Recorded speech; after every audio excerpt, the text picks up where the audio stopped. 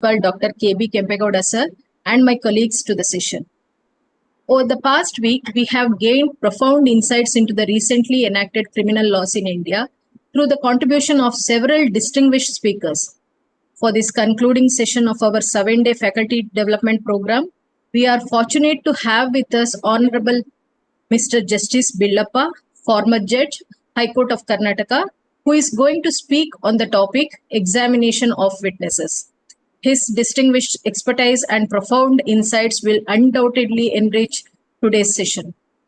Before we have the privilege of benefiting from his profound knowledge, it's my honor to present a brief profile of Honorable Mr. Justice H. Billappa, former judge, High Court of Karnataka.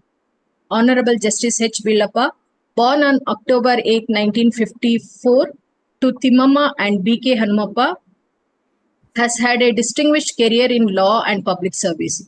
He completed his Bachelor of Science degree in 1974 from Government Science College, Chitradurga, and his LLB degree in 1977 from Orel Law College, Davangere.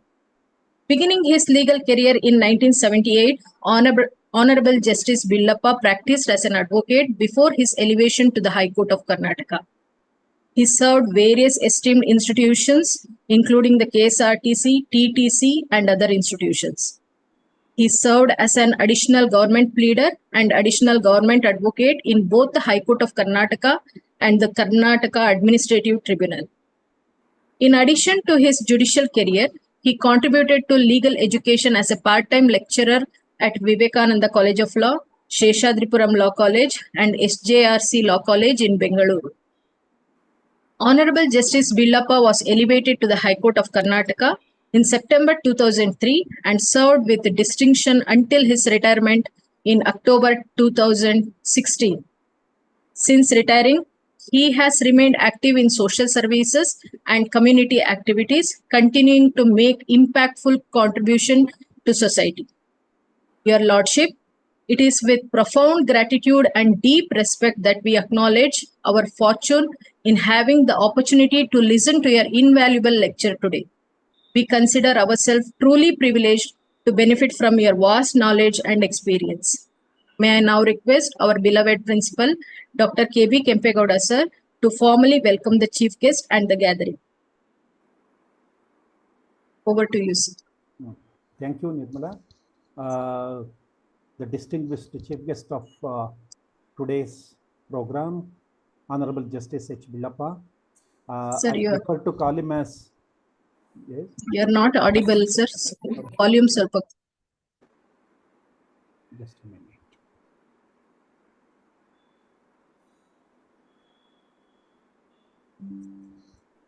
Good evening.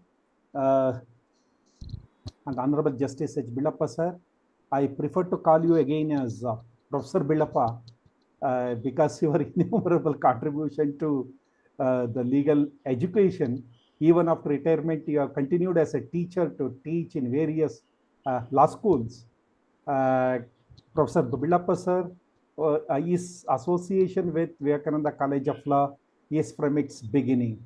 In the year 1983-84, when Professor Janardhan, who went on to become Advocate General of the government of Karnataka, he was the founder principal of our institution, who invited Professor Billappa when we, Janta Education Society, started Vivekananda College of Law in the year 1983-84. From 1983-84 till his elevation, Sir has served as a guest faculty in our institution. I am also very fortunate to associate with him for 3 years in our institution as a principal when he was the honorary professor in our institution. Sir, we are really blessed to have you on this occasion to listen you again and again. And I must accept this thing that whenever we organize this faculty development program or any other seminar for which we always invite Professor H. Billappa, sir, to one of the speaker, and he has accepted our invitation on several occasions, and this is the continuation of the same cooperation with the institution. We never feel that you are outsider. We always feel that he is one of the professors among all other professors in my institution. Still, I feel that Sir is a part and parcel of our institution. Sir, with this, I take pleasure to welcome you on this occasion, and on behalf of Janata Education Society's Vivekananda College of Law and all the participants, those who have participated in this FDP, a most cordial welcome to you, sir. Yes, welcome. And then I take pleasure to welcome our Governing Council Chairman, Shri M.R. Lakshmanovar, sir, and all other members of Janata Education Society and the office bearers of Janata Education Society, and also all the participants in this 7-day faculty development program. Sir, over to you, sir. Yes. Yes. Respected principal, respected professors, and all the participants in this wonderful program. I am extremely happy at the outset.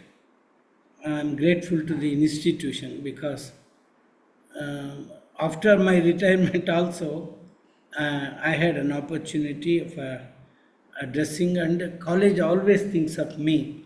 That's really very, very important. I am grateful for that. And today, I have selected one of the most important topics, practically also, from practical point of view also, as well as from academic point of view also. It's very important to know examination of witnesses and the changes that have taken place in the previous Indian Evidence Act and the present Bharatiya Saksha Adhinayam 2023. It's in this background I chose to speak on this topic, examination of witnesses. Friends, first we must know that who can testify in the court of law. Before that, it's also relevant to know what really means proof means. Courts of law always decide any matter only based on proved facts, only unless there are certain presumptions. The court should proceed only on the proved facts. Therefore, there are three important expressions in the Evidence Act, that is present Bharatiya Saksha Adhinayam 2023. There is no difference between the earlier definition and the present definition. So these three expressions, proved, not proved, and disproved, these are the three expressions which we should know. Proved means, see, look, when the court considers and the lot of things, oral evidence, documentary evidence, material objects, all these things are produced for court's consideration. The court, after considering the matter before it, look at the definition of the word proved. The court, after considering the matter before it, feels that the fact exists. The court must say, after considering the oral evidence, documentary evidence, and the material objects that are produced before the court, if the court says a fact exists, or look at that next one, an ordinary prudent man would proceed under the supposition a fact is proved. That should be the test of a judge considering the material before him, and also consideration of an ordinary prudent man. What an ordinary prudent man would say if this material is placed in his hands. If he says, yes, a fact exists, then we say a fact is proved. So, two circumstances are there. One, the court, after considering the matters before it, says a fact exists, or proceeds under the supposition that the fact exists. So, like that of an ordinary prudent man, then we say a fact is proved. A fact is disproved means the court, after considering the matters before it, says a fact does not exist, or an ordinary prudent man would proceed under the supposition that the fact does not exist. Then we say it is disproved. When the fact is neither proved nor disproved, then we say it is not proved. So, three expressions are very, very important. One, a proved fact, court can safely rely upon that and then render its judgment. And disproved also, court can safely rely upon that and render judgment. And where a fact is neither proved nor disproved, those are the cases we say in criminal cases benefit of doubt. Benefit of doubt means it is a case not proved, does not mean that the allegations are false, but the prosecution has failed to prove the case beyond reasonable doubt. That's what it means. So, consequences also will follow. A proved facts means the plaintiff, if it is a original suit, may succeed in a case. If it is an appeal, the appellant may succeed in a case. If it is a writ petition, the petitioner may succeed in a case if the fact asserted by him is proved. If the fact disproved, look at that. I don't say in a murder case, I take a stand that I was at Lahore or at Calcutta, but the incident has occurred at Bangalore at 10 a.m. or 10 p.m. So I take a stand, sir, I was not at the spot when the incident occurred. I was elsewhere. I was in Calcutta. I was in Lahore. Therefore, you take a defense of alibi.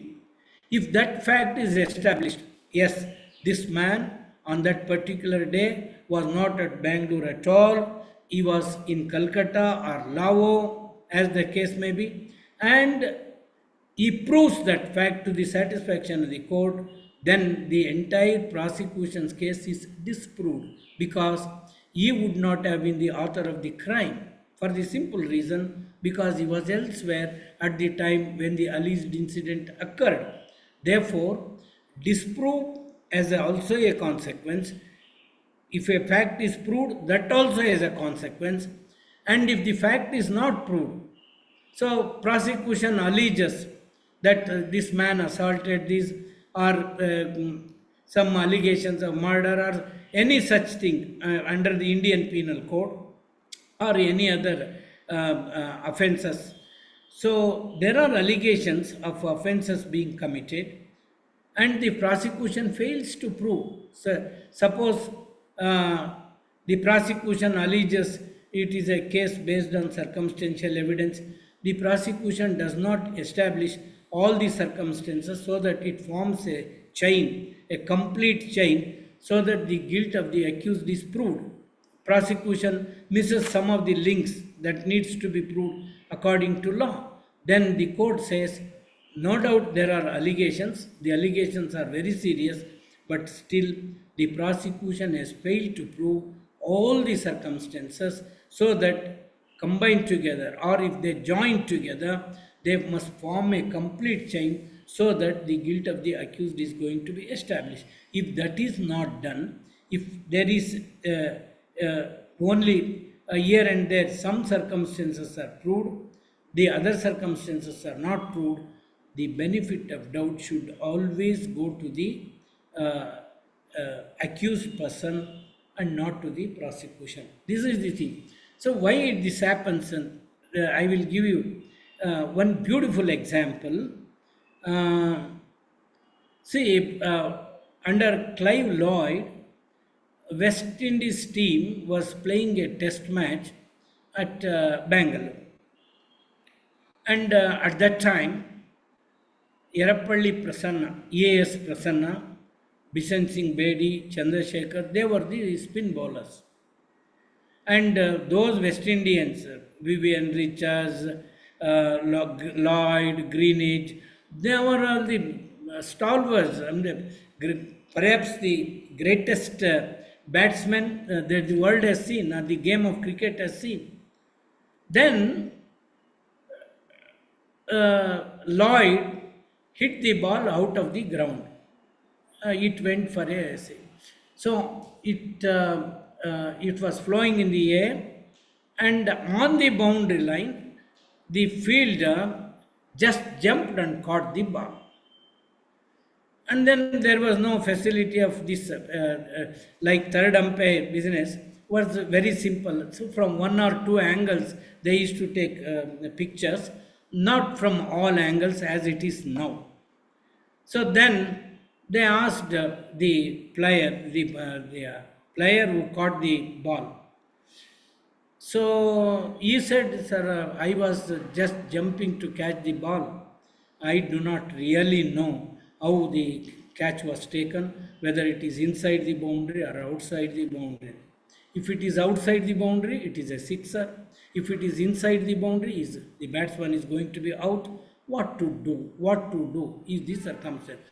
He has jumped on the line and has caught the ball. Whether it is beyond the line or within the boundary line, we do not know." And then they went to the captain. "What do you say, captain? This is how the man has caught the ball. What do you say?" "I can't. I see. If the fielder who has jumped in the air cannot say how he caught the ball, how can I say from a distance? He was fielding in the slip. I cannot say also." Then line umpire, straight umpire, "What do you say, umpire? If the fielder cannot say, captain cannot say, what should I do? I cannot." Leg umpire also was consulted. He also said the same thing. What to do now? Unless the batsman is out or it is a sixer, the game cannot proceed. This is where the presumption becomes very, very important. Then they said a rule was made saying, if there is no conclusive proof whether the catch was taken inside or beyond the boundary or on the boundary, the benefit should go to the batsman. That is the presumption of law, and we should proceed. So now it is doubtful whether the catch was inside or beyond the boundary, and the benefit should go to the batsman, and the game goes on. So therefore, though Evidence Act, Bharatiya Sakshadi Niyam insists that a court should always decide based on proved facts, but still there are some areas when presumption is a must. That also we can discuss. So now I will come to who can testify, who can give evidence is also very, very relevant. All persons can give evidence. Evidence Act says all persons can, but there are two tests. One, he must be able to understand the question put to him.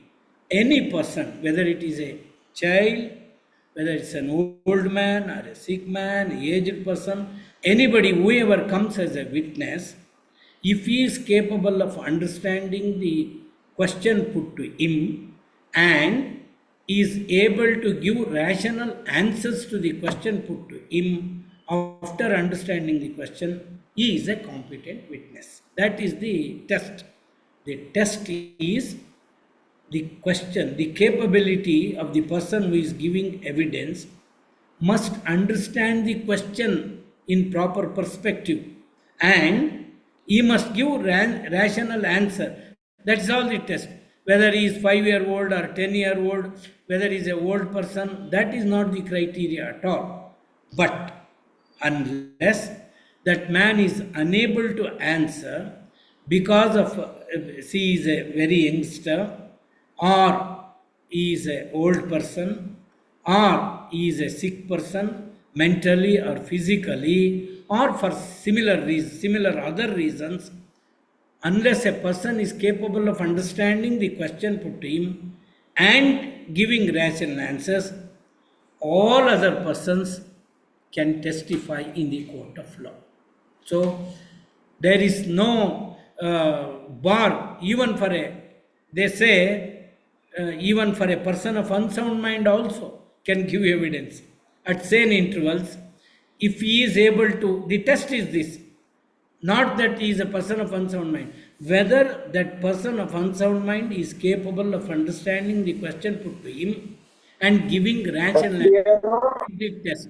If that can be done, then he can be examined as a witness. Of course, in the court of law, sometimes dumb witnesses come. So, what they can do? They cannot communicate, and people who cannot, deaf witnesses may come, dumb witnesses may come, lame witnesses may come, and physical disability or some other disability, mental disability may be there. What to do with them? They can also give evidence. Persons who are disabled because of they are physically disabled to give evidence or mentally disabled to give evidence, if they are capable of giving rational answers and understand, they can also give evidence. How to give evidence for them? By writing. By writing, those persons can give evidence, or an educator must be appointed who can translate it and then say, this is what the witness is deposing before the court. So, appointing an educator to translate the answers given by the, whether the witness is properly answering or not, and also uh, uh, in writing, a person can give evidence. This is called oral evidence. Nodi, you can please see, all persons can testify. The only thing is, they must be able to understand the question put to him and giving rational answers. That is the test. Who are excluded, even a lame person, a dumb person, a deaf person is not excluded from giving evidence if he can communicate properly. That can be done in writing, or they are educated by appointing educator who can gather from signs that he can translate and then give evidence.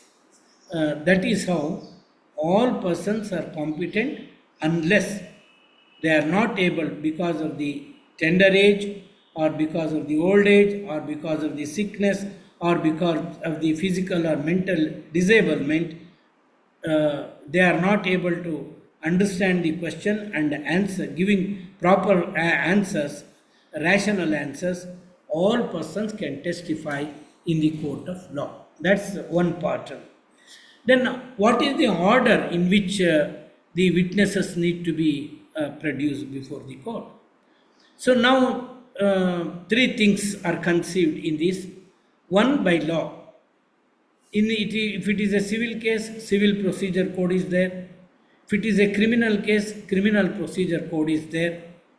Practice is also there, and also discretion of the court. These four methods are provided. So go either by what civil procedure code or criminal procedure code says, or go by your practice, whatever you have practiced.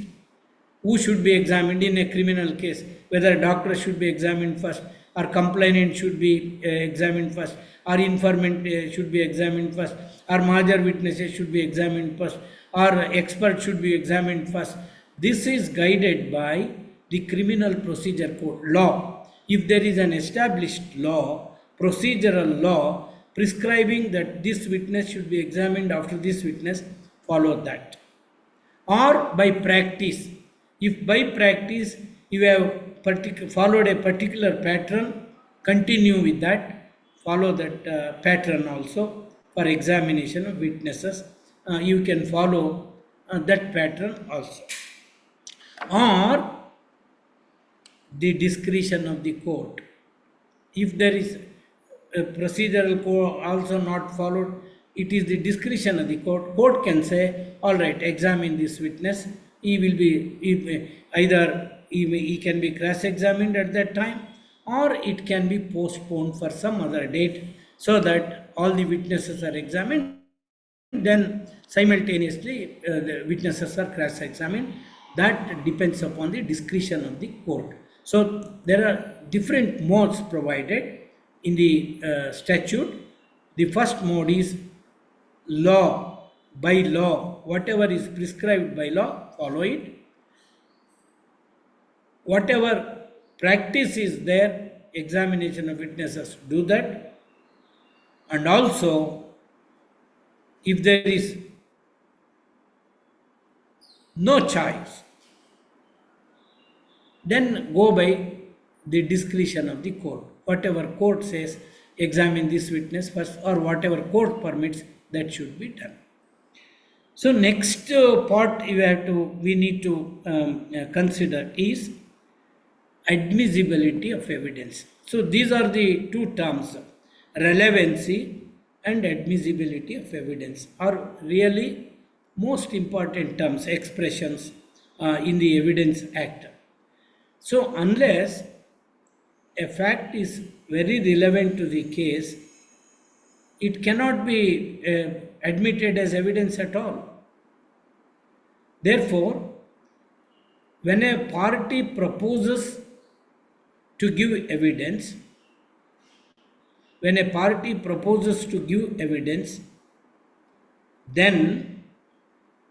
the court should consider whether a fact needs to be proved before adducing evidence, proposed evidence. Say, in a particular case, one fact must be proved before adducing evidence of some other fact. So there are two facts. Unless evidence is adduced on a particular fact, party cannot adduce evidence in respect of some other fact. Then what is to be done? Court should consider and then say, look here, you please prove this fact first, and then only you will be allowed to examine the witness to prove some other fact. Or if an undertaking is given by the party, sir, I am going to give evidence about that fact also, I am going to prove. Then if the court is satisfied that the first fact is undertaken by the concerned counsel to lead evidence on that fact, then they can go to the second fact without. So similarly, for relevancy also, if one fact which is very relevant needs to be proved before adducing evidence in respect of other relevant fact, then court can insist, please prove this fact first before adducing evidence in respect of other fact. Let's consider these examples. Say, a party wants to adduce evidence regarding dying declaration. So, there is a statement made by a dying man before his death. Unless the death of the fact, there are two things here. A statement made by a dying person, to be used, his statement can be used as dying declaration, and the person survives or the person is dead. There are two circumstances. Whether the statement given by a dying person, if he survives afterwards, can be used as dying declaration. So here in these circumstances, unless to use a particular statement as dying declaration, the fact of death must be proved first. Unless the fact of death is not proved, the evidence cannot be adduced that a statement made by the dying person is a dying declaration. So the factum of death must be. That may be by oral evidence or by producing death certificate, whatever is the more known to law. Unless the fact of death is established, there can be no question of proving a statement made by the dying person as dying declaration. So this is what this provision says. Prove this fact first and then adduce evidence again. So one more example, say a sale deed, let us say. So a sale deed is an issue in a particular case. The party wants to adduce evidence regarding the fact that he has purchased the property. But the original sale deed is lost. The party cannot produce the sale deed. He wants to produce copy of the sale deed, original sale deed. Then what is to be done? Here, whether the court can allow the party to produce copy of the document unless what happened to the original is proved first. So that is the situation now. The court must say then prove that you are entitled to give secondary evidence or produce the original sale deed. Court can say produce the original sale deed and prove a fact. If you want to adduce evidence, establish the grounds whether it is lost, whether it is burnt, whether it is not available, whether it is in the custody of the opponent. Where is that original sale deed? Because original sale deed is a original sale deed. The stamp paper that is purchased, the seals that are put, the signatures that are put, the stamp papers, the registration that has happened, all these things will be in original before the court of law for better appreciation of the evidence. If copy is produced, it may be there, it may be legible, it may not be legible, we do not know. It is likely that we may miss some very important aspects. That is why always original is insisted by the court of law. So produce the original. If you cannot do it, so law also says under what circumstances you can prove a fact by secondary evidence and then produce this evidence. Before secondary evidence is adduced, what is the necessity to adduce, for you to adduce secondary evidence, you please establish that. Unless you do that, you cannot adduce secondary evidence. So also relevance or the fact proved, the fact which needs to be proved. In both the circumstances, the court should see in its discretion, say, prove a fact, then only you are going to be allowed to prove the other thing or the second fact or whatever we may call it. So that is about that relevancy and admissibility of fact, because all things you cannot adduce evidence, everything. You cannot adduce as evidence everything. Only the discretion of the court to permit to adduce evidence. So next we will come to examination of witnesses. This is also very important indeed. This is also very important indeed. So in examination of witnesses, the order we need to consider: first, examination in chief, then cross-examination, then re-examination.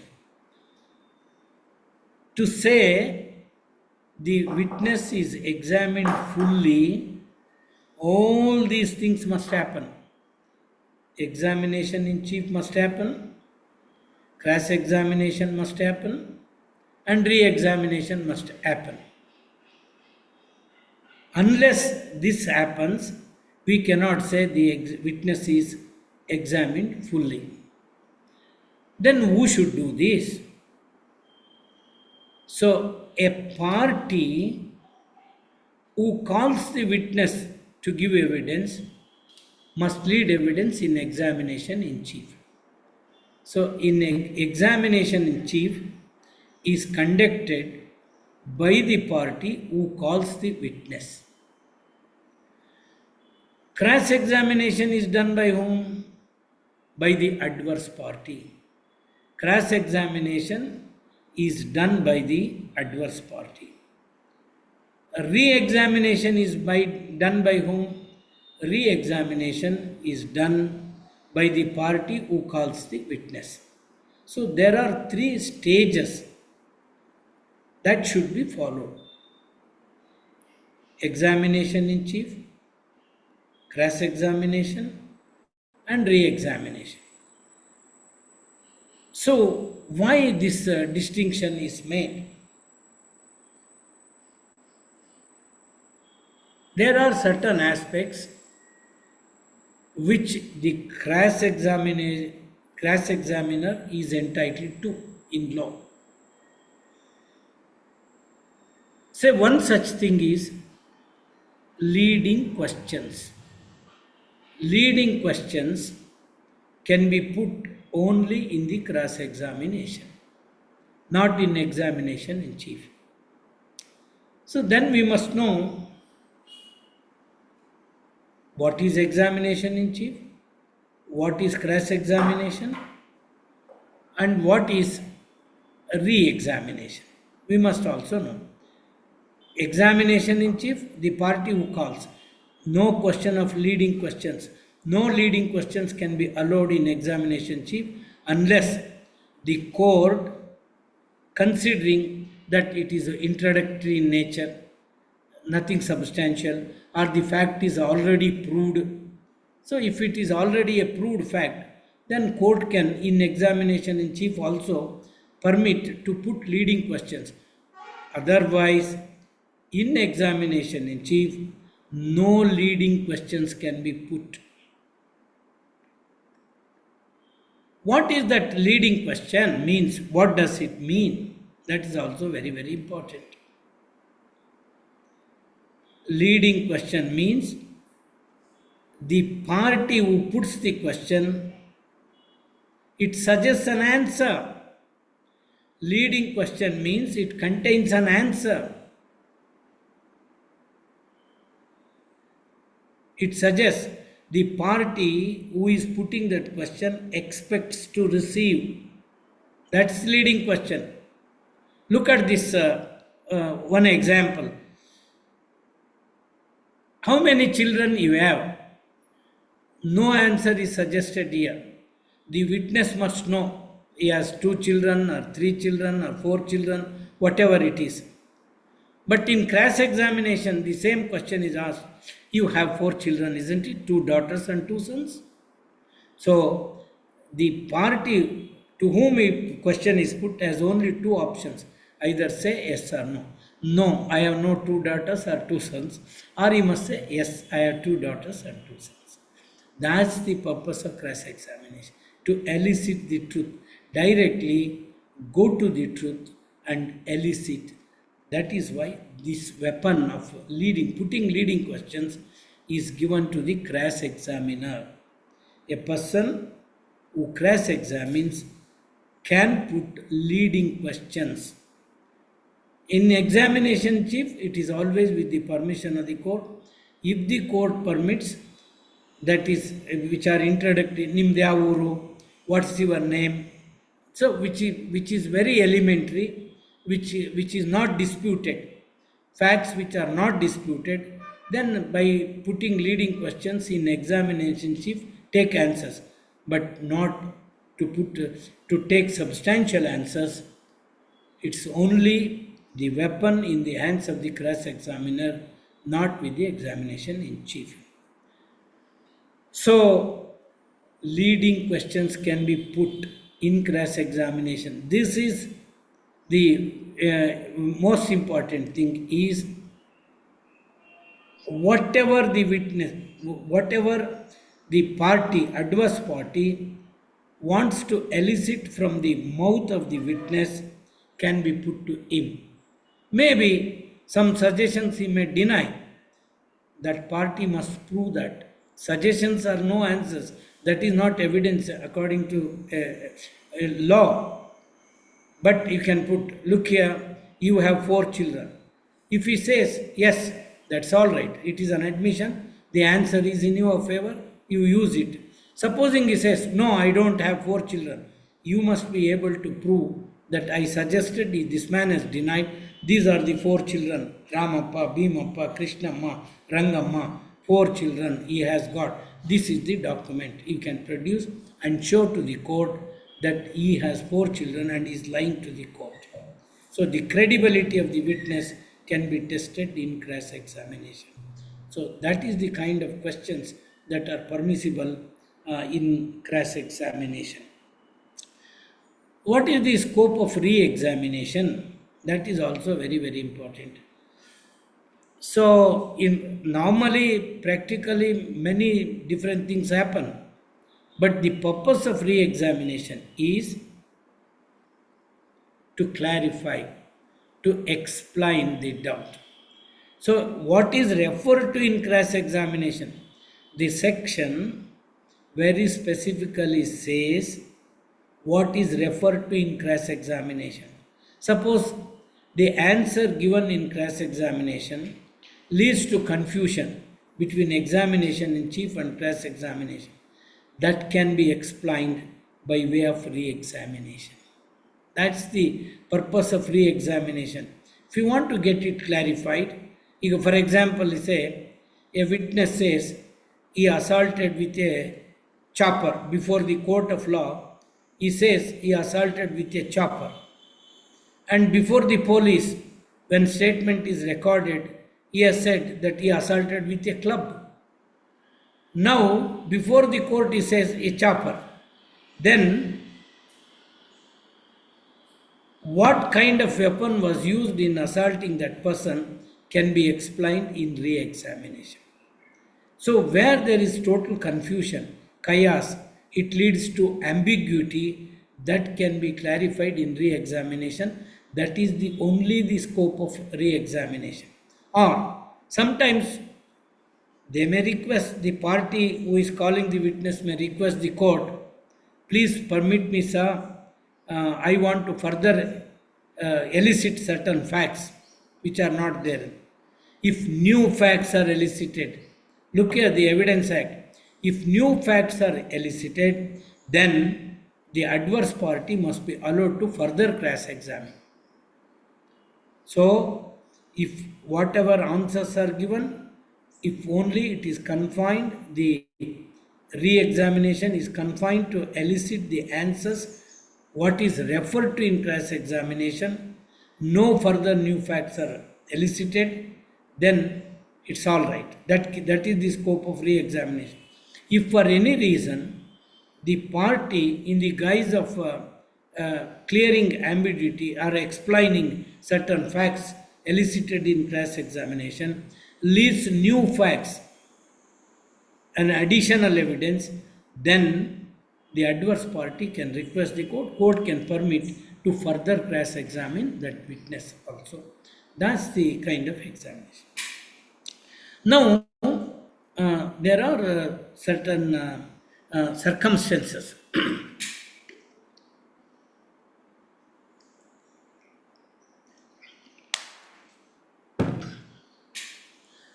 when the party adduces oral evidence, but the grant, look here, this is very, very important thing. Disposition of property, the contract, grant, disposition of property, maybe through will or some other document.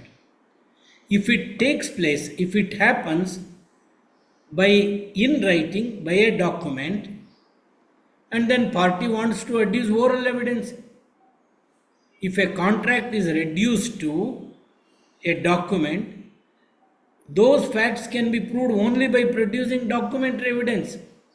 No oral evidence can be adduced unless the party can give, with the court's permission, secondary evidence. Otherwise, if a transaction between the parties is by way of contract which is reduced into writing, that writing must be proved, not oral evidence. What is written cannot be proved by oral evidence unless the court permits in its discretion where the party can adduce secondary evidence.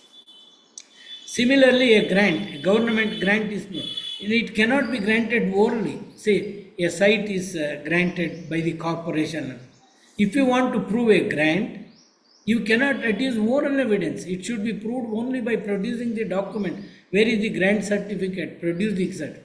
Similarly, property is sold in public action. A sale certificate is issued. You can prove the sale transaction or public action only by producing the document, not orally.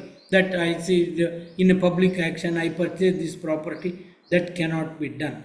So, what Evidence Act, this Saksha Adhinayam says is, where the transaction, namely the contract, grant, or other disposition of property have happened in writing through a document, court can insist, produce that document and then examine the witness.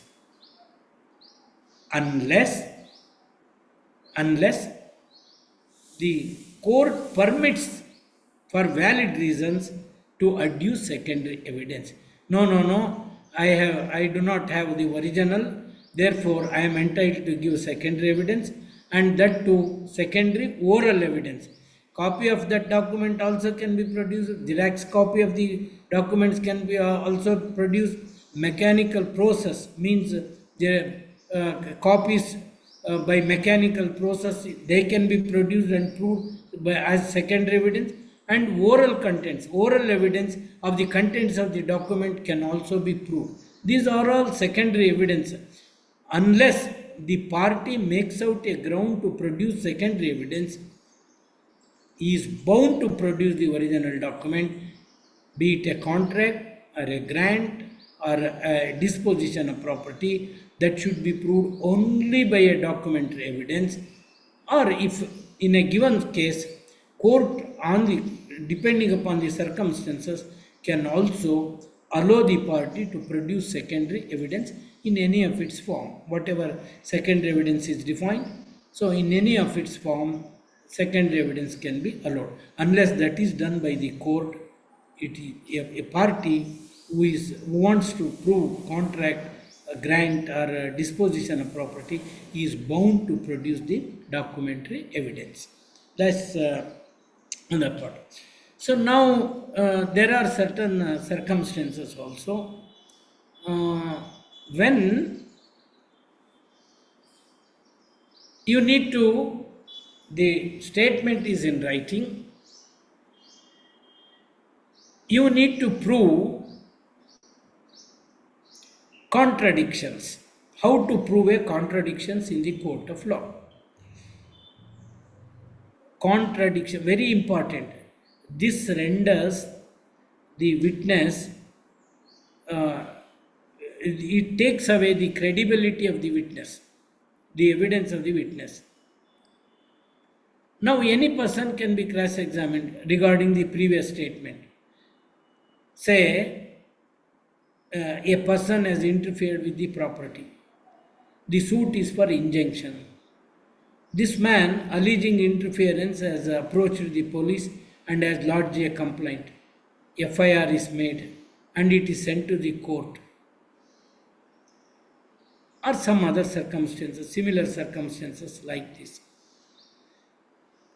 You can cross-examine a witness, but if you want to elicit contradiction, then you must bring to the notice of that witness that particular portion. That's very, very, very important. So most of us do not know how to prove contradictions. See, if it is to corroborate, you cross-examine the witness. You need not show previous statement to the witness. Previous statement need not be proved. You can cross-examine the witness on any aspect, no doubt. But if you want to contradict a witness, then you must bring to the notice of that witness that particular portion and then ask the witness, what do you say? You have stated in your earlier statement like this, now you are saying this. For example, I gave you one good example of a chopper. Say it in a murder case, the witness deposes before the court, I saw that A assaulted B with a chopper. But before the police, this witness has stated he assaulted with a club. So club, there is a distinction. Now, you want to prove a contradiction. That means the statement made before the police in the course of investigation. Then you should bring it to the notice of the court. Look here, in your statement before the police, you have stated like this: he assaulted with a chopper. Have you said like this? That should be brought. If the witness admits, yes, accepts, I have stated so, then that stands, contradiction stands proved. Before the court is saying one thing, and before the police during the course of investigation he has said a different thing, then his evidence contradicts. That is the only way of proving contradiction. Supposing the witness says, no, I do not know what police have recorded. I have stated before the police also he assaulted with the club only. Now also I am saying, before the police also I am saying, I don't know why police have taken that. I have stated before the police that he assaulted with a chopper. I don't know. Then investigation officer IO will come to the witness box. This must be confronted to him. This witness has stated like this before you. Then the IO says, yes, he has stated like me, I have recorded that. Then the contradiction stand true. Unless it is shown to the witness or to the IO, you cannot prove a contradiction. You can cross-examine a witness, no doubt. You can elicit answers on any statement that is made earlier. But to prove contradiction, you should bring it to the notice, that particular portion, you should bring it to the notice of the court, witness, and then take answer from the witness. That is how contradictions are proved in the court of law. That is a very, very important thing. So also, a previous written statement can be used to contradict, to corroborate, all these purposes. Say, for example, first information report. So the witness totally deposes contrary to what is stated in the first information report, under FIR. Then you can bring it to the notice of the witness. Look here, you have stated like this in the FIR. So to contradict, to corroborate, supposing what is stated in the first information report is deposed by the witness in the court also, same thing. Have you lodged a complaint like this? Yes, I have lodged a complaint like this. Then it corroborates. What is deposed before the court corroborates with this statement. So also the cross-examiner can take a particular portion out of the first information report and put it to the witness and say, have you stated like this in your first information report? And then prove contradiction also. So the previous statements made by the witness regarding the same occurrence at different point of time can be used to corroborate the witness, to contradict the witness, to prove admissions, confessions, all these things.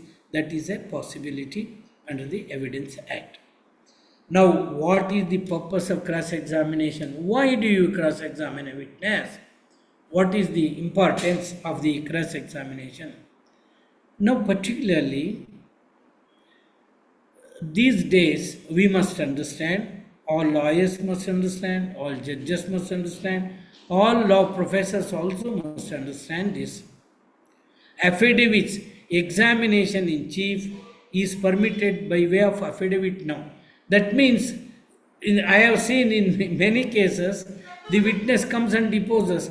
In the cross-examination, a question is put. ಈ ಪ್ರಮಾಣ ಪತ್ರದಲ್ಲಿ ಏನು ಹೇಳಿದೆ ನಿಂಗೆ ಗೊತ್ತಿಲ್ಲ ಅಲ್ವೇನಯ್ಯ, ನಂಗೆ ಗೊತ್ತಿಲ್ಲ ಸ್ವಾಮಿ ಏನು ಬರೆದಿದ್ದೀವಿ ಅಂತ ಹೇಳಿರೋದನ್ನ ನಾನು ನೋಡಿದ್ದೀನಿ. ಅದಕ್ಕೆ ಭಾಳ ಕೇರ್ಫುಲ್ ಆಗಿರಬೇಕು. ಆ ವಿಟ್ನೆಸ್ಗೆ ಓದಿ ಹೇಳಬೇಕು, ನಾನು ನಿನ್ನ ಪರವಾಗಿ I am producing this affidavit before the court of law as your evidence. Please be careful. This is what is written in the affidavit. Even the advocates do not care to read out the affidavit and tell the witness that what is deposed, what is recorded in the affidavit of that witness. Thus, earlier it was not like that. because court used to record the examination in chief. Everything was elicited in front of the court, but now it is not like that. The examination in chief can be by. That is why in cross examination you can at least minimum test the veracity. ನಾನು ನಿಮ್ಗೆ ಒಂದು example ಕೊಡ್ತೀನಿ how beautifully this was done. Test the veracity. How to test the veracity ನೋಡಿ, ಬೆಂಗಳೂರಿನಲ್ಲಿ ಮೆಜೆಸ್ಟಿಕ್ಕಿಂದ ಹೈಕೋರ್ಟ್ಗೆ ಒಂದು 2.5 kilometre ಆಗುತ್ತೆ. ಅವನು ಸಾಕ್ಷಿ ಹೇಳ್ದ, ನೋ 2.5 ಕಿಲೋಮೀಟ್ರ್ ಅಲ್ಲ ಸಮಯ, ಎಷ್ಟಾಗುತ್ತೆ? ಒಂದು ಅರ್ಧ ಕಿಲೋಮೀಟ್ರ್ ಆಗುತ್ತೆ. How to test the veracity? ಅವು ಕೇಳಿದ್ರೆ ಅವಾಗ, ನೀನು ಹೆಂಗೆ ಬಂದಪ್ಪ ಹೈಕೋರ್ಟ್ಗೆ ಬಂದಿದೆಯಾ? ಬಂದೆ ಸ್ವಾಮಿ, ಆನಂದರಾವ್ ಸರ್ಕಲ್. ಬಸ್ ಸ್ಟ್ಯಾಂಡಿಂದ ಆನಂದರಾವ್ ಸರ್ಕಲ್ ಎಷ್ಟಾಗುತ್ತೆ? 1.25 ಕಿಲೋಮೀಟ್ರ್. ಸೊ ಅಲ್ಲಿಂದ ಇನ್ನೊಂದು ಹೋಟೆಲ್ ಎಷ್ಟು ದೂರ ಆಗುತ್ತೆ? ಇಷ್ಟಾಗುತ್ತೆ. ಅಲ್ಲಿಂದ ಹೈಕೋರ್ಟ್ಗೆ ಎಷ್ಟಾಗುತ್ತೆ? ಇಷ್ಟಾಗುತ್ತೆ. ಟೋಟಲ್ ಕೂಡಿದ್ರೆ 2.5 ಕಿಲೋಮೀಟ್ರ್ ಬರುತ್ತೆ. So what the witness is telling is a lie ಅಂತ we can prove. That's how cross examination you can test the veracity of a witness. ಯಾವುದೋ ಒಂದು ಪುಸ್ತಕ I have read this book ಅಂತ ಹೇಳಿಬಿಟ್ಟು doctor ಹೇಳ್ತಾರೆ. Actually ಆ dead ಬಾಡಿನಲ್ಲೋ ಅಥವಾ concern ಪೇಷಂಟಲ್ಲೋ ಇಲ್ಲ, ಅವ್ರದ್ದು ಬುಕ್ ನಾಲೆಡ್ಜನ್ನು ಡಿಪೋಸ್ ಮಾಡ್ತಾ ಇದ್ದಾರೆ. ಅದಕ್ಕೆ you can test the veracity whether this man has read that book. You can ask a particular thing, have you read that book? Are you giving answers? All this can be done by the court in the cross examination. So to test the veracity, to find out what is the status of this witness, who he is, what is his status in life, to test that also. To test the credibility of the witness also, cross examination is done. So for 3 purposes. To test the veracity, whether he is telling the truth, you can test it in cross examination by putting so many questions.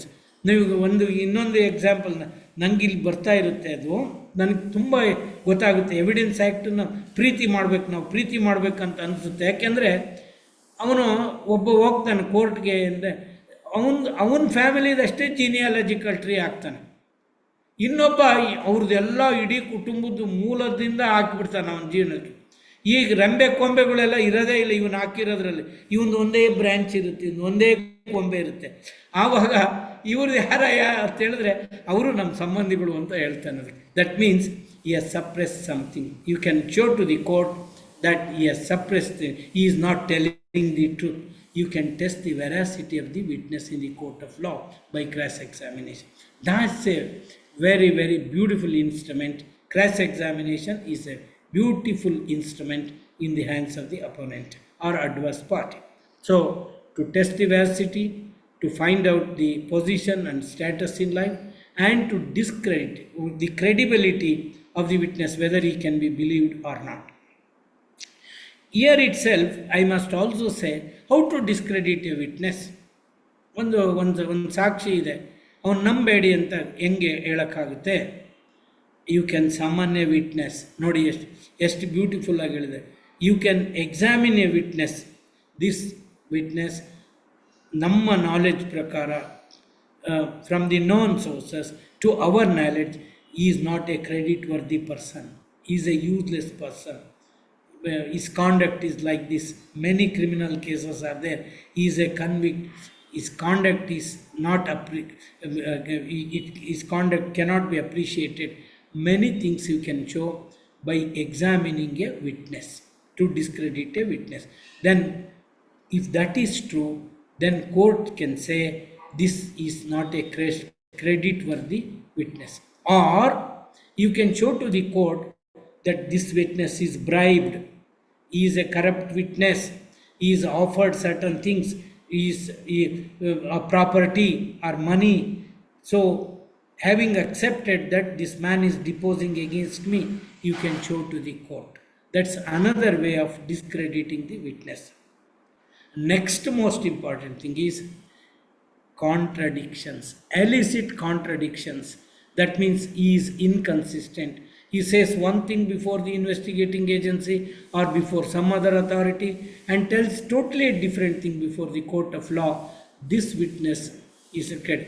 ನಾನು ನೋಡಿದೆ ಸ್ವಾಮಿ, ಒಂದೇಟು ತಲೆಗೆ ಹೊಡೆದ್ಬಿಟ್ಟ ಅಂತ ಹೇಳ್ತಾರೆ. ಅದಕ್ಕೆ court ಮುಂದ್ಗಡೆ ಬಂದು ಸರಿಯಾಗಿ ಹೇಳ್ತೀನಿ ನೋಡಿ ಸಾಕ್ಷಿ ಅಂತೇಳಿ ಒಂದು 20 ಏಟು ತಲೆಗೂ ಹೊಡೆದ, ಮೈ ಕೈಗೆಲ್ಲ ವಾಟಿ ಹೊಡೆದ್ಬಿಟ್ಟ ಸ್ವಾಮಿ ಅಂತ ಹೇಳ್ತಾರೆ. ಆವಾಗ ಯು ಕ್ಯಾನ್ ಎಲಿಸಿಟ್ ಕ್ರಾಂಟಿಸಿ. ಅಲ್ಲಪ್ಪ ಪೊಲೀಸ್ನವ್ರ ಮುಂದೆ ಹೇಳಿದೆಯಲ್ಲ, ಒಂದೇ ವೈಟ್ ಕೊಟ್ಟ ಅಂತ ಹೇಳಿದೆಯೇನೆಯಾ ಅಂತ ಹೇಳಿದ್ರೆ, if you elicit contradiction it differs. There he says only one blow was given, here he says 20 blows were given. This witness is not credit worthy, he is useless witness. Court can discard his evidence. That's the scope of cross examination that we must bear in mind. So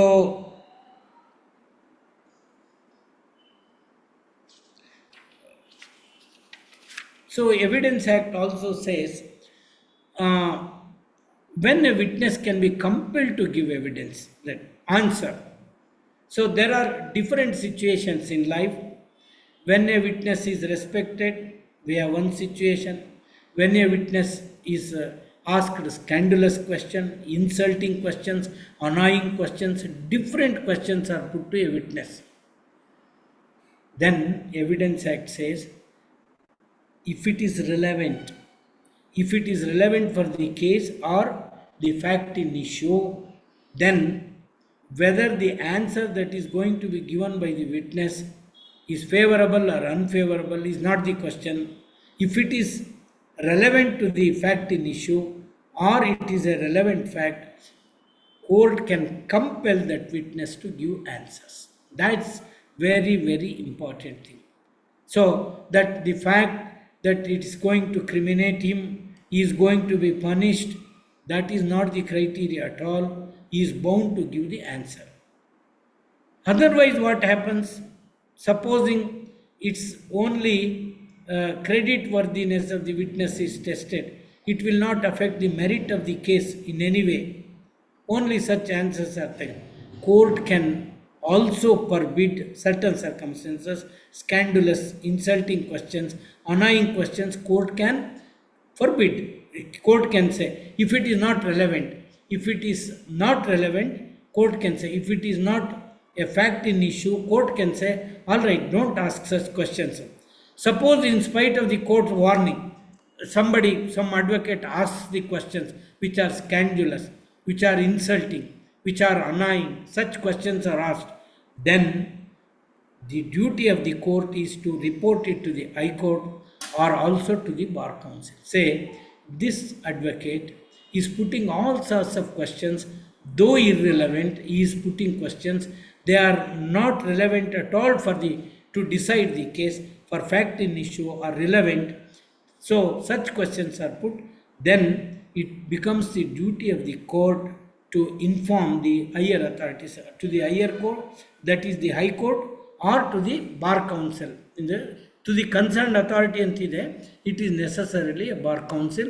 You can report and they will take action, because disciplinary action can be taken against the advocate by the Bar Council only. That is also provided in the Evidence Act. So it is for the court to decide. It is court in its discretions can say whether a witness can be compelled to give answer to a particular question, or it can forbid those questions. It is left to the discretion of the court. So I also told you about the impeaching the evidence, how it can be done. Next, refreshing the memory is also very, very important aspect. So all things we can't see in the court of law. What happens is, say a doctor has conducted a post-mortem today, and he is going to be examined in the court of law after 3 years or 4 years. So then he can't remember every case. Hundreds of cases, post-mortems he would have conducted. He can't remember everything that is said. Then what is open for the doctor is, he can refresh his memory. He can look to the recording, whether it is during his period or under his dictation. It is in writing. He had read that. So one thing is what is recorded in his own handwritings. That is also one thing.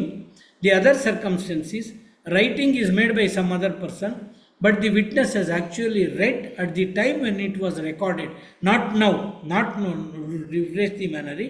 At the time when it was recorded, the witness believes that it is a true thing, true facts are recorded, then the witness can depose to those facts also. Not only he can refresh memory, he can depose to those facts also if he is very certain, yes, this is recorded by me in the course of my doctorship. As a doctor, I have recorded this, or somebody had recorded in my presence. I have read that at the time when the circumstance occurred, and therefore he can depose to those facts also. That's refresh. So also, doctor can refer doctor or any other witness, expert witness can refer to the treatise also. Treatise. Suppose now you are in the court of law, which medical jurisprudence you have read ಅಂತ ಕೇಳ್ತಾರೆ advocate ಅನ್ನು. I have read this doctor written by such and such an author ಅಂತ ಹೇಳಿದ್ರೆ, then show me this is the author you are referring to, show me where is that. So he can refer to the doctor, can refer to the treatise and depose before the court that this is how it has happened, and this author says like this can happen or this cannot happen. So it can be confronted also, cross-examined also. That's so that is about the refreshing of the memory. Production of documents is also very important. See, there are many circumstances. The document is in the custody of an adverse party or opponent, or in somebody's custody. So, evidence under the Evidence Act, you can issue notice. He may be a party to the proceedings, he may not be a party to the proceedings. So, such person can request the court to summon the document. So, when notice is given, if he may produce the document, he may refuse to produce the document also. Both the things are possible. What happens if the document is produced?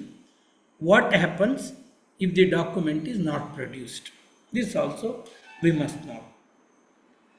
Suppose a party calls for a document and that document is produced. The person who produces the document raises objection. No, this court should not have directed to produce me the document. I am nothing to do with the litigation. I am a stranger. Please don't do that. Whether that document can be taken into evidence, whether that is admissible. So any objection for production or admissibility can be decided by the court subsequently. But production he cannot. When once a person is summoned to produce a document, he must bring it to the court.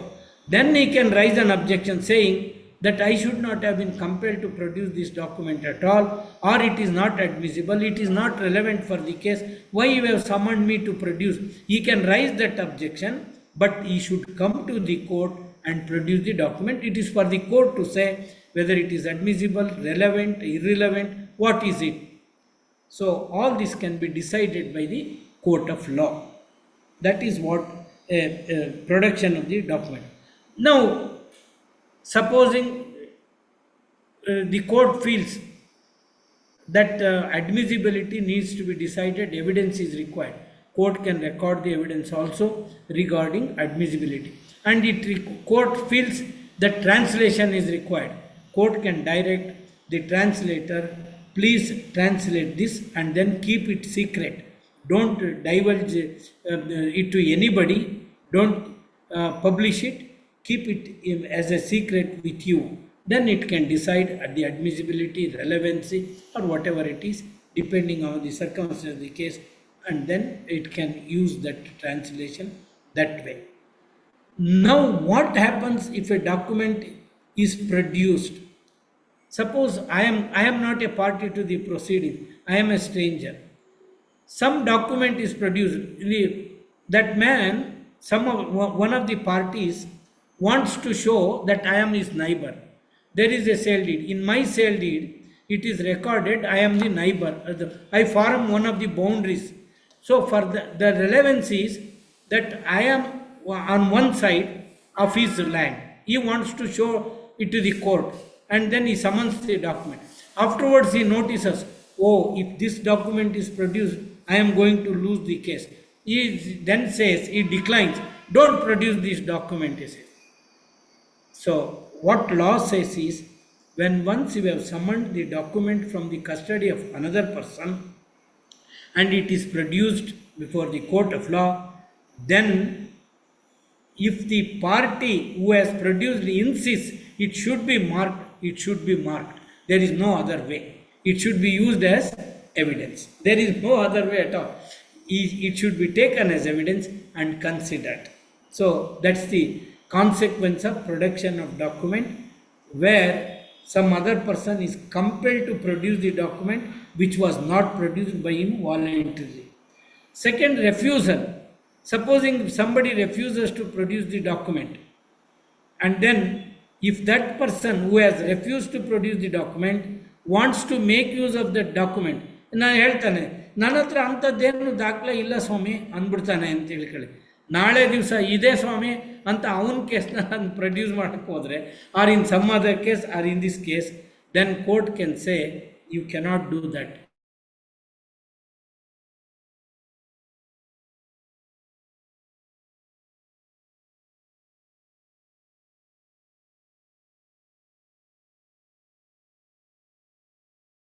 Unless the opposite party, adverse party consents, or the court says, yes, you do it, I will permit you not to produce. It is only at the option of the other party or the court, he may not produce. Otherwise, he cannot make use of the document in any proceedings. Where the person who declines to produce a document. So now let's come to the last part. Judge's power, enormous power. Nodi, enta namke ee evidence act na we should study because of this only it came. Suppose neither counsel ಈ ಕೇಸಿಗೆ ಬೇಕಾದಂಥ ವಿಷಯಗಳನ್ನೇ ಎಲಿಸಿಟ್ ಮಾಡಿಲ್ಲ ಅಂತ ತಿಳ್ಕೊಳ್ಳಿ. They have not asked the relevant questions are proper questions. They have not taken facts on record. Judge is given that power at any time. At any time ಅಂತ ಹೇಳುತ್ತೆ ನೋಡಿ, ಅದು at any time, ಅದಕ್ಕೆ stage ಇಲ್ಲ. At any time he can put any question to any witness. Power of the court ಹೆಂಗಿದೆ. The court can voluntarily ask for production of any document. I was telling you about the where notice is given by a party or counterparty to produce, summoning a document from the custody of somebody. This is court's power. Court can say, produce that document, I want to see it. But what court cannot do also is said in that section, whatever is prohibited. See, like privileged communications are there. In the previous chapter, privileged communications during the marriages or state affairs, or communication to the advocate in respect of conducting a case. All these are privileged communications. They cannot be compelled to be produced except those things. Court cannot do that. Where a witness can refuse to produce, court cannot compel. Barring that, court has ample power to summon, to ask any question to any witness, to produce any document before the court of law for its consideration, to do justice, complete justice. That's the power of the court. This is very rarely used in the court of law. Very rarely used. They will not venture for that. All right, you put question, cross-examine, whatever witnesses they decide the case based on that. But to do complete justice, this is what is required. This should be done, and then whatever court feels that if there is some doubt, for a trial judge to who is conducting the case, that this fact needs to be proved, what happened to this fact, or some doubt is there, he can ask the question to the witness when he is in the box or she is in the box. That is the judge's power. Now, there may be circumstances when improper admission or improper rejection is also there. This is section 169. Improper admission or improper rejection of evidence is there. So now it can happen like this. Suppose improper admission of evidence has resulted in injustice. Had the fact was not admitted in evidence, the court would have dismissed a particular proceeding. It would not have decreed. It has the effect of reversal, where the court has admitted the evidence and it has the effect of reversal of the judgment decision itself, then rejection is improper and court can consider that. Otherwise, it will not alter, even assuming that such a admission is taken improperly, evidence is admitted by the court, but that has no bearing on the decision, ultimate result of the case. The result is going to be the same even if it is admitted, then court need not worry about that. It can go by its decision. Merely because a particular relevant fact is not admitted is not a ground to reverse the judgment. So also improper rejection, if it will not change the judgment at all, if it will not going to be reverse the judgment and it has no bearing at all on the ultimate decision of the case, then also rejection of evidence is not a ground to set aside the judgment or decision made by the court law. So that is what it is.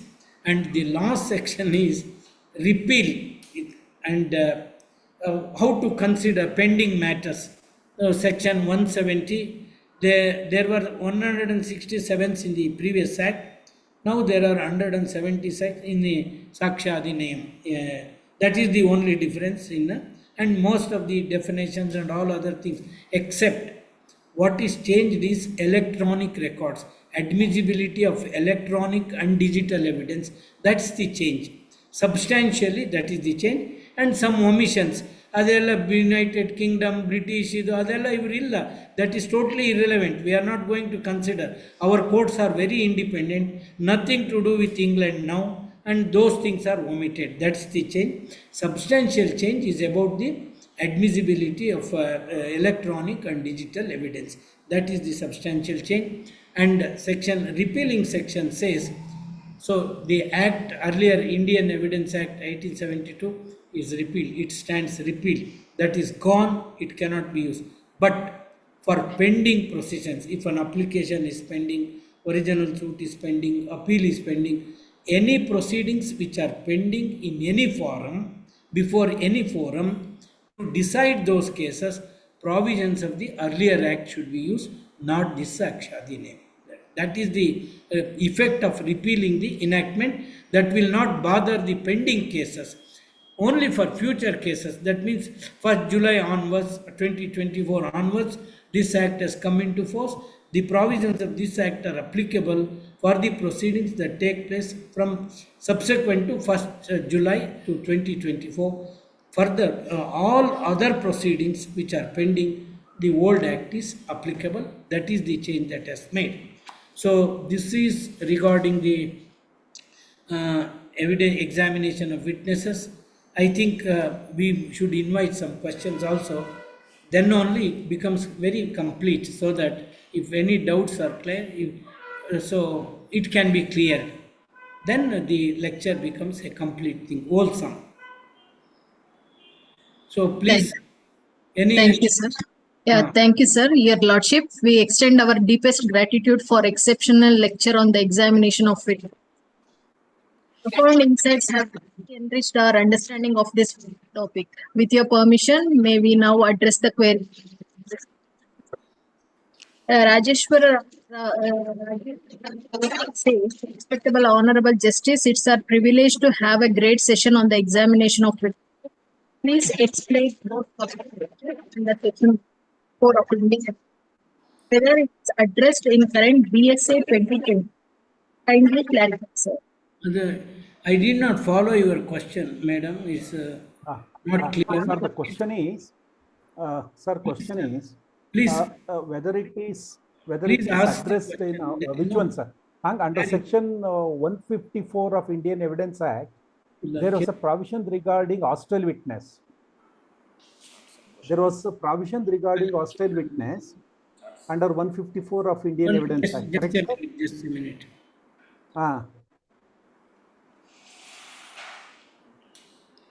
Any question? Sir, 154 hostile witness in Indian Evidence Act, whether it is addressed in current Bharatiya Sakshi Adhiniyama. Yes. It is addressed a party who calls. See, it is addressed also in this. The exact section is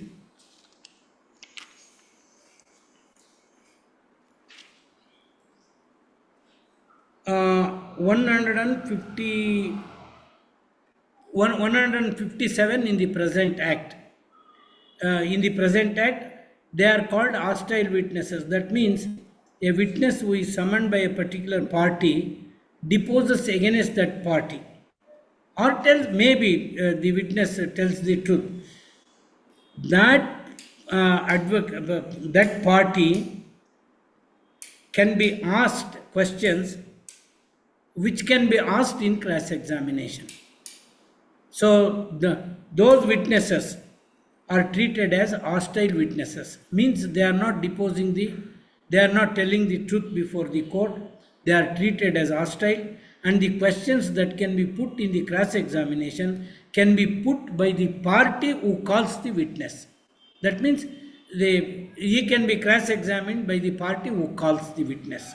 That is there even in the present act also. Okay, sir. Thank you, sir.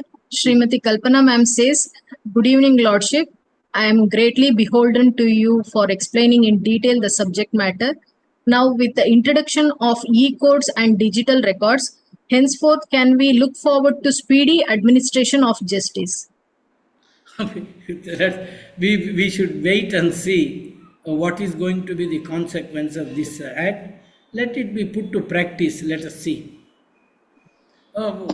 Maybe she may be right in saying electronic records, if they are produced, it is easy. Courts, it all depends upon the. We have to wait for the.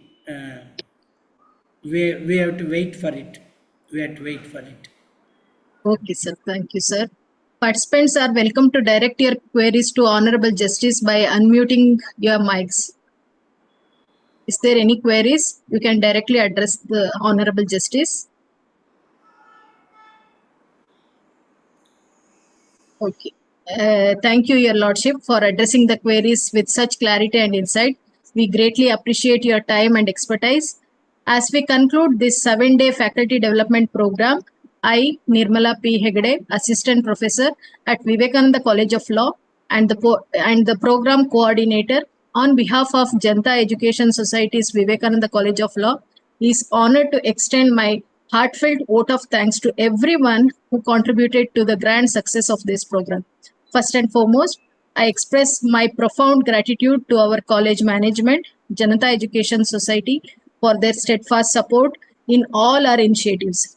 I am especially grateful to Sri M.R. Lakshmi Manohar sir for his constant invaluable support and presence throughout all sessions of this program. I extend our deepest gratitude to our esteemed chief guest, Your Lordship, Honorable Mr. Justice H. Billappa. Your presence and valuable insights have greatly enriched our program. Your Lordship's address has provided us with profound perspectives and inspired us to strive for excellence in our fields.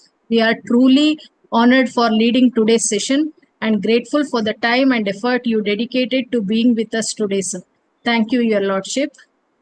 We would like to extend our deepest gratitude to all the distinguished speakers who have been instrumental in making this event a tremendous success. Your expert insights, engaging presentations, and thoughtful discussions have significantly contributed to the program's success and have greatly enriched our professional journey. Your willingness to share your knowledge and experience has been invaluable, and we are truly grateful for the time and effort you dedicated to this program.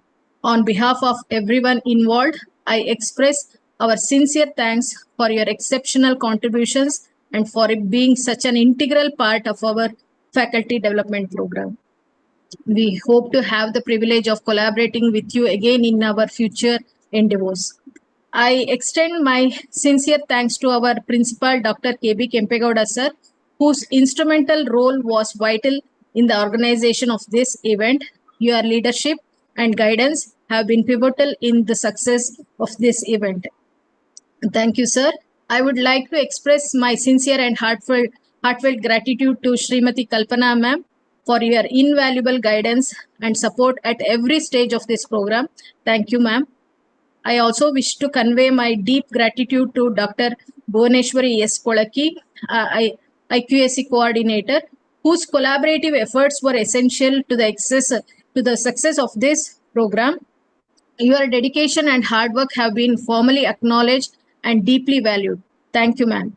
I am grateful to all my colleagues, both teaching and non-teaching staff, for their invaluable support and assistance in the smooth execution of this program.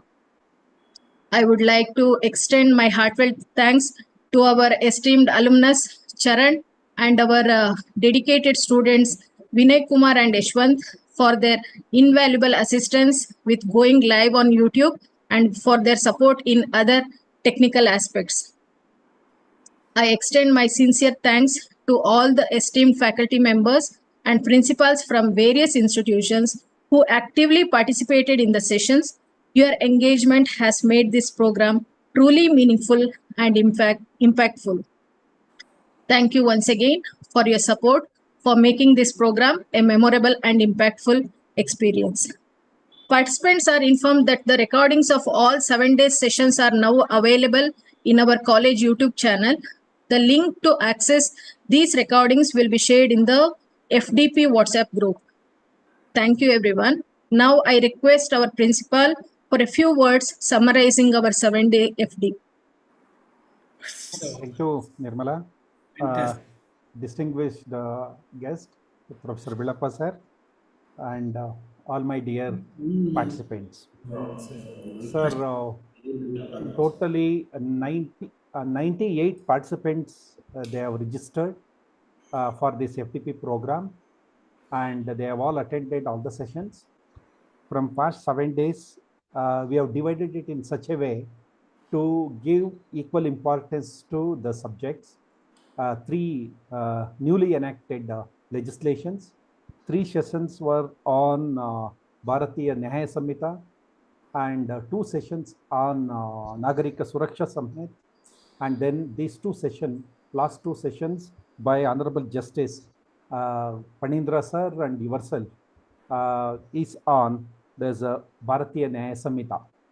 And then we had participants from different parts of the country, the professors, principals from Karnataka State Law University affiliated law colleges, and Karnataka State Law University faculties are also have attended this program, and also Sage University Law School, and faculty members from Tamil Nadu, particularly Vellore Tech University and Ambedkar Global University, and other university professors have attended this program. And this program is concluded with a valuable and an insightful presentation by Professor Justice H. Billappa sir, particularly on of examination of witnesses. Sir has dealt eloquently on the examination of witnesses in 10th chapter from 140 to 168, and also chapter 11 and 12, which deals with 169 and 170 in detail. And whatever the discussion sir has mentioned, these are all here from section 140 to 170 in the Indian Evidence Act. These are all the last chapters. And thank you very much, sir, for your insightful presentation. Really, it is helpful for not only the practitioners, even for the academics, those who teach law of evidence. And it is also helpful for us to teach them the way in which you taught Evidence Act in our institution from the beginning. We were all benefited out of it. And today, it is an opportunity for this younger generation to listen to you about the teaching of law of evidence. And I am really grateful and beholden to you, Your Lordship, for having accepted our invitation. And I thank immensely the coordinator of this program, my colleague, Nirmala Egde, for organizing this, for taking such a pain in organizing this program. And also our IQAC coordinator, Dr. Bhoneshwari, and some of our student volunteers, and all the professors of my institution. They extended their helping hand to Nirmala Egde and Bhoneshwari in organizing this program. It is in fact their effort in organizing such program. I am only guided them, that's all. They have taken lots of pain in organizing this. The credit should goes to my colleagues in organizing this program. And it's my request at last to all the participants, please give your valuable feedback. And we are wholeheartedly welcome your honest feedback, and we try to improve upon even in future also. And as per the mission of this Janata Education Society, we have to have FDP program in each semester.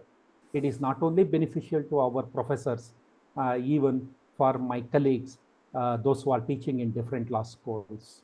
With this, once again, I extend my sincere thanks to each one of you, and also to our Honorable Justice. I think Dr. Sumitra has switched on her mic. Yes, Yeah, please, ma'am.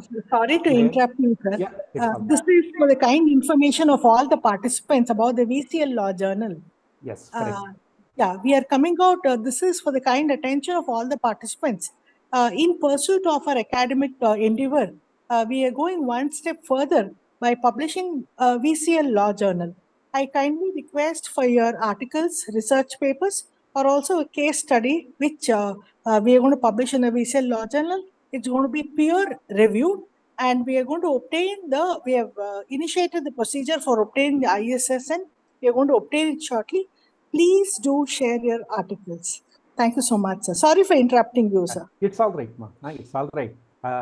Thank you for the valid, piece of information, and it is also going to be helpful. They can unmute their mics and can give the feedbacks if they are willing. Please. Yeah, please. The participants are requested.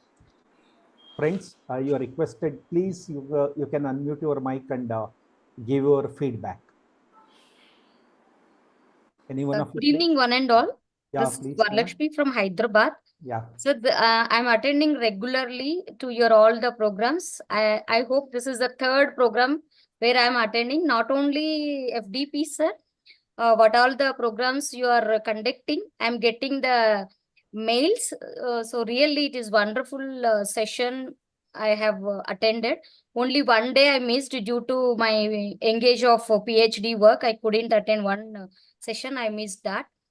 Really wonderful session, sir. I would like to congratulate all the organizers for taking very good initiation to conduct the FDP with regard to criminal laws amendments and pros and cons, how to implement the future perspective and all. Thank you so much, sir. It is very grateful for the organizers of the Vivekananda College of Law for having a thought-provoking FDP, I can say, sir. Really. Thank you so much. When I come to Bengaluru or Karnataka, definitely I will visit your college and your campus. Even ours is Dr. B.R. Ambedkar Law College, but it is run by Dr. B.R. Ambedkar Educational Institutions. We are also, going through for NAC accreditation. We are following your website thoroughly. Yes. Really. Thank you so much for giving this good opportunity, and keep continue the same programs. and more innovative programs we are expecting in the field of even RASLess session. IOS also I attended, interpretation of statutes program. And please conduct IPR related one more FDP if possible by this end of the year, sir. Yes, So thank you so much for giving me this good opportunity, and I would like to congratulate once again, sir. Thank you Yes. so much. Thank you. Thank you, Varalakshmi Madam. We look forward to receive you. Please do visit our institution anytime. You are always welcome. It's your institution. Please come. Any Next. other suggestions, comments? Good evening, everyone. Yes, Good evening, everyone. This is Dr. Stampa, sir. Yes, sir. A legal research scholar. Sir, I'm greatly indebted to Vivekananda College of Law. Of course, you are providing so much of thought-provoking and interactive sessions it was. Overall, it gave us a real knowledge about the recent transformative penal law. The IPC has been converted into transformative criminal laws. And for a few of us who are actually practicing as well also teaching, it was highly beneficial because we could meet judges, we could speak to the authoritative personalities who have given their insightful things. Of course, highly even critical evaluation of lot of sessions were highly valuable and it was informative. On behalf of all the participants, I'm quite grateful because it's an opportunity Vivekananda College of Law is providing, just not for the academicians, also for the those who are into the research field as well. So I believe this FDP will give us an opportunity to write highly contentful academic research papers in the future. Thank you, sir. Thank you for the team for the wonderful. There was no technical glitches. It was quite complacent. Yes. Highly technical, and every word, it was a clarity of voice was there. Video was very nice also. Thank you, sir. Thank you, sir. Thank you, sir. Thank you, Dr. Shamprasad. Sir, Yes, all the lectures are available on YouTube. You can access to it, and you can also share it to your students and your Sure, sir. Right. Sure, sir. Thank you. Thank you. Thank you very much for your opinion. Next. Any other thoughts, suggestions? Good. Yeah, this is Rajeshwar Rao. Almost you sir. have seen my questions in every session. Yes. Good evening to everyone and respected principal, sir. Yes. Very happy to have today. Excellent. Actually, I never expected that this 7 days program, whether it is a casualty is conducting it or very serious, sir. I really wondered at the excellent presentation of these resource persons and very knowledgeable one. I have noted each and every point in my notes in my diary. This is my diary. I have noted it. Even though I have 30 years of experience, and currently I am working as an assistant professor at NA Global Law School, Bangalore. Oh. So I'm really excited what words I can use it. Really wonderful program you have arranged it, and especially the Nirmala madam and Bhuneshwari madam, really whatever questions I'm asking, they are without any omission of my questions, they are presenting it, and exclusive, especially for you only, even though you are traveling in that and you have attended such a commitment, really it is very grateful and very honor. That's why your institution is number one in law colleges. It's a more inspiration for everyone, particularly the young students, and really thoughtful subject. This criminal laws. Everybody is afraid what are the changes is happened, but we clearly noted down what are the changes. The 7-day program and similar kind of programs we are expecting from your college, sir, with your leadership, and many students will get it to be helping it. And I would like to thank you once again to your management and yourself and your faculties.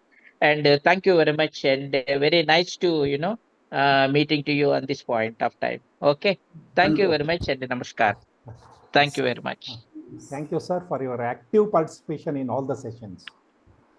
We look forward to organize, thank you very much, sir. We look forward to your cooperation even in future also. Sure, sir. Sure, sir. Yes, sure. yes. Thank you very much. Thank you very much. Is there anybody, please? Hello. Sir, good evening, sir. Good evening, sir. Sir, Admantegowda from Saundara College of Law, sir. Sir, please, sir. Honorable Justice H. Villappa, sir. My mentor and good friend, Kempegowda sir, principal of Vivekananda Law College. Sir, it is happy to see multiple thought-provoking sessions, very accurately conducted on the subject matter. And the list of resource persons is also very alertly chosen. And it was a fine and fantastic execution of this FTP for 7 days. And I appreciate the think tank behind Kempegowda sir ji, wherein they have provided all opportunities, and they are extending the invitations to each and every college. That is what very important for an education institution to grow. And even small colleges or the new coming colleges, they are giving the invitations. We are also actively participating in those activities. Sir, it's a pleasure to be amongst these FDPs, sir. Days to come, we again, Soundarya College of Law, the faculties will join for these FTPs or MDBs, whatever conducted by Vivekananda College of Law, sir. Thank you, sir. Thank you for giving an opportunity, sir. Thank you, sir. Thank you very much. So great. So nice. Srimati madam, Yes. would you like Sir, to Honorable Justice wants to say something. Sir, please. No, all that I must say that I'm grateful to Vivekananda Law College for all of you, because say from the views of the participants, it's very clear that it is a very, very successful program all these 7 days. I must congratulate you all. Keep it up. And Thank you. let's work Thank you, sir. together. Thank you. Thank you, sir. We keep troubling you. Ourselves human beings and work for humanity. Yes, sir. Thank you, sir. Thanks. Yes, Dr. Srimati, madam. Srimati madam. Yeah. Yes, hello. Madam. Yes, Hello. madam. Yes, madam. Bona, please. tell me. Thank you for giving me an opportunity Yes. to give feedback. At the outset, I would like to thank our Billappa sir, former judges, because he has clearly explained about the witness. Actually, the doubt will arise when we are not having any clarity, but he has given the crystal clear explanation. So that is why we didn't ask much questions. It's great, sir. Thank you, sir. Thank And Thank you. the next, I would like to thank Vivekananda Law College and Principal sir and Bhuvneshwari ma'am and Nirmala ma'am for given as an wonderful opportunity. The last time interpretation of statute, that program also I attended, FDP program. So that is also good. And the same way, this criminal laws related to this also an excellent session actually. The last time, very first day, there was some technical glitches, but this time that are all clear. So this is what an actual improvement from the institution side and the organizer side. I really appreciate all this, because last time felt little first session, only in first session, but that has completely removed this time. And it's about entire, the video and audio, everything is clear. Here it's really nice.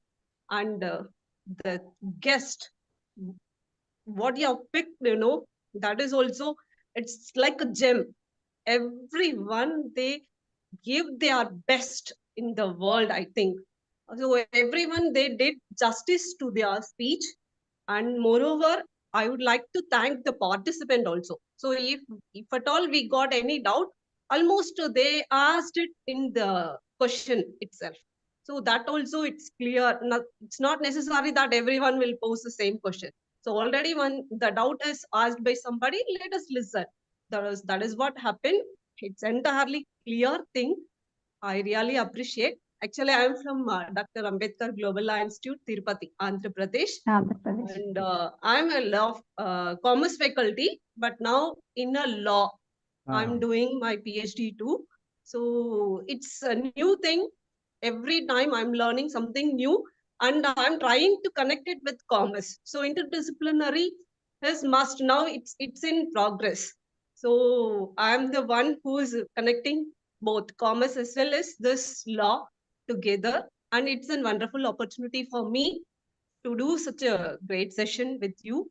That is with you in the sense with the Vivekananda Law College and this team and Bhuneshwari ma'am and Nirmala ma'am, especially with the principals are Kepakauda. Thank you, sir. Thank you so madam. much. And the trust also, I'm just giving a very big thanks because without their intention and without their help, the college cannot do anything. So the trust and the chairman, also I'm thanking to them. My wishes, convey my wishes to them also. Thank you, sir. Thank you so much, madam. Thank you, Thank you. sir. Thank you, madam. Thank you so Thank much. you, madam. Thank you, madam. As you mentioned about technical glitches, I saw some messages because of network error we couldn't join or something. But all the sessions are uploaded in YouTube channel, our Vivekananda College of Law YouTube channel. We will share the links. You can have access to that. You can watch all the 7 sessions in our college YouTube channel. Yes, noted. Through our Thank website also they can access, ma. Yes. Yes. Through our website also they can access. Okay. Thank you. Thank you, madam. Thank you so much, participants, for your kind feedback, kind words. We look forward for your active participation in our future programs also. Thank you, one and all. Thank you, Honorable Justice. Thank you, sir. Thank you Thank you very much, sir. Okay. Namaste, namaste. Namaste. Sir, shall I end the program? Yeah, please, ma. Please. Thank you, sir. Namaste. ನೋಡ್ತಾನೆ ಇರ್ಬೇಕು ಅನ್ಸುತ್ತೆ. ಹೌದು, sir.